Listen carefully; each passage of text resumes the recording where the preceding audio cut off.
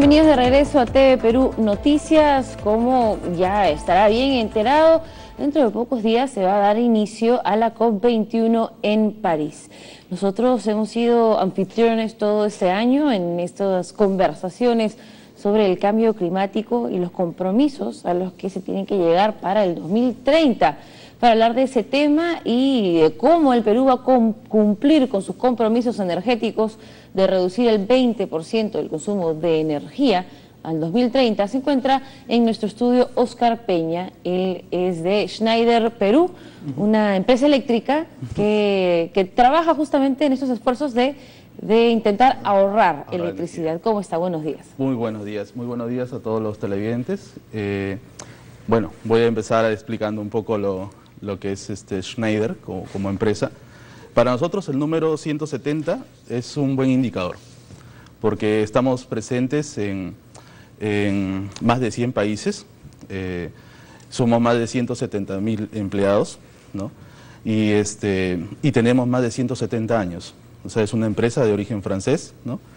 Y somos especialistas en gestión de la energía y automatización. O sea, dentro de las cifras, ustedes han publicado estadísticas alarmantes que dicen que para el 2016 o 17, no recuerdo bien el año, vamos a consumir el doble de energía eléctrica que en el 2012. El doble está proyectado para el año 2025. O sea, ahorita el consumo energético eléctrico del país está alrededor de los 6 gigawatts. Y para el año 2025, según las proyecciones que se han dado de crecimiento, vamos a llegar a 12 gigas. ¿Y qué significa eso? ¿Eso no es bueno para nuestro país? ¿No significa que estamos creciendo, que si utilizamos mayor cantidad de energía eléctrica, significa que hay más industria, más trabajo? Claro, eso es, digamos, desde el punto de vista visual, si consumes más energía significa que tienes más industria, tienes más trabajo. Sin embargo, si no haces un uso mesurado, un uso eficiente de la energía, realmente gran parte de eso podría resultar siendo una pérdida de energía. ¿A qué se refiere con uso eficiente? O sea, ¿nosotros desperdiciamos energía en el país? Sí. ¿De qué forma? En muchos casos, por ejemplo, ¿no? Vamos a hablar en términos muy prácticos.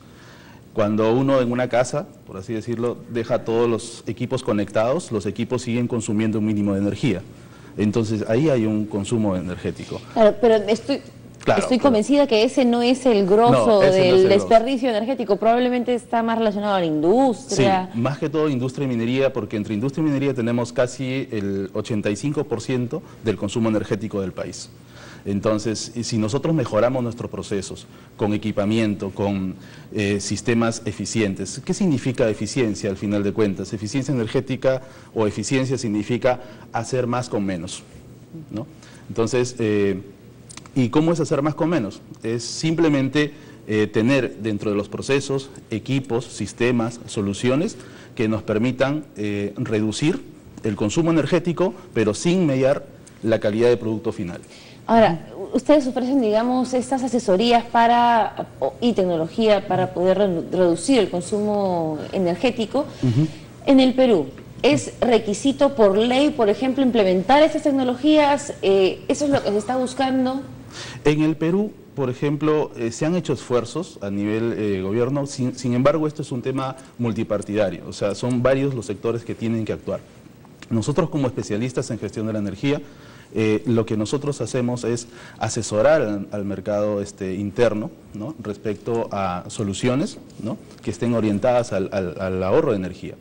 Entonces, si nosotros tenemos un gap, digamos, consideramos que nosotros podemos ahorrar el 30% de la energía a nivel país, con todas las soluciones implementadas. Los objetivos del Perú son 20%, ¿no? Sí. En la COP20 que pasó en diciembre pasado, se firmó un compromiso para reducir el 20% de la energía que utilizamos. Al 2030. Al 2030. ¿Ese objetivo es real? Para nosotros es alcanzable. Ya.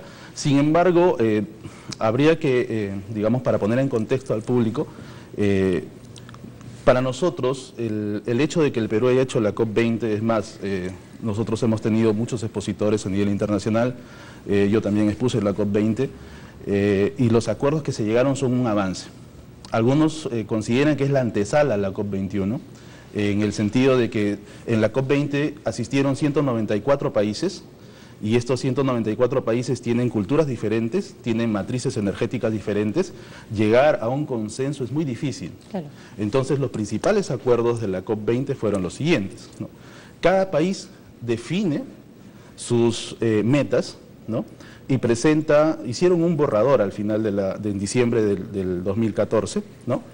Y para que se haga un trabajo preliminar a marzo del 2015. En marzo de 2015 los países ya me dieron un elemento, o sea, unos documentos más elaborados. En la COP20 se comprometieron a comprometerse y supuestamente en el transcurso de este año, en 2015, todos los países, los 196 países, tenían que ir enviando su tarea, sus compromisos. Su tarea. Ajá. Claro. Entonces, el Perú ya hizo la suya. El Perú ya hizo la suya, ya envió la mayoría de países lo ha entregado como fecha límite el 1 de noviembre.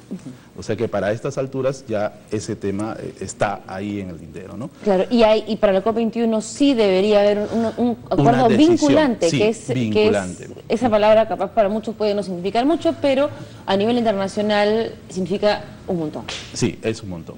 Entonces, la mayoría de países lo que ha hecho es fijar, por ejemplo, para hablar en el entorno Latinoamérica, lo que ha hecho es fijar las metas en función de años preestablecidos. Por ejemplo, las metas en Brasil se han establecido en referencia al año 2005.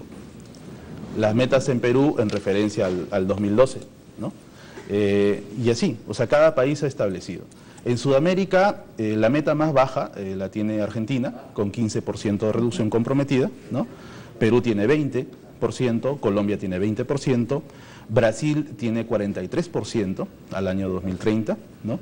Y dentro de este contexto, Brasil es el único país que ha involucrado dentro de su plan el 10% por ahorro energético. Ahora, esos son los compromisos de América Latina, sin embargo nosotros somos, digamos, los menos responsables, entre comillas, del problema mundial que se ha desatado de cambio climático. ¿Cuáles son los compromisos que tendrían que hacer Estados Unidos y China, por ejemplo, para poder realmente revertir este proceso de calentamiento global? En el contexto, digamos, en el contexto mundial, China está en el primer lugar, ¿no? de toda la emisión de CO2 a nivel mundial. En segundo lugar está Estados Unidos. En tercer lugar la Comunidad Europea, los 28 países. En cuarto lugar la India, y después todos van avanzando, y el Perú está alrededor del 0.5 al 0.7% de la emisión mundial. O sea, desde ese punto de vista nosotros somos uno de los países más pequeños que contribuye a la emisión. Sin embargo, nosotros tenemos 84 microclimas de los 110 microclimas, con lo cual somos el país, o uno de los primeros países, si lo queremos decir así, más vulnerables al cambio climático. Claro, de hecho, dentro de esa estadística de la ONU somos el tercer país más vulnerable en el mundo al cambio climático, que no es un lugar muy favorable para nosotros. Pero volviendo a la pregunta, ¿no? ¿Cuánto tendría que reducir Estados Unidos entonces su consumo energético para poder generar un cambio real? Porque si Estados Unidos y China no cambian sus políticas energéticas, nada de lo que hagamos en América Latina va a afectar. Efectivamente. China se ha comprometido para el año 2030 alcanzar el top, o sea, lo máximo de CO2 que produces al 2030. Y luego ir reduciendo gradualmente, ¿no?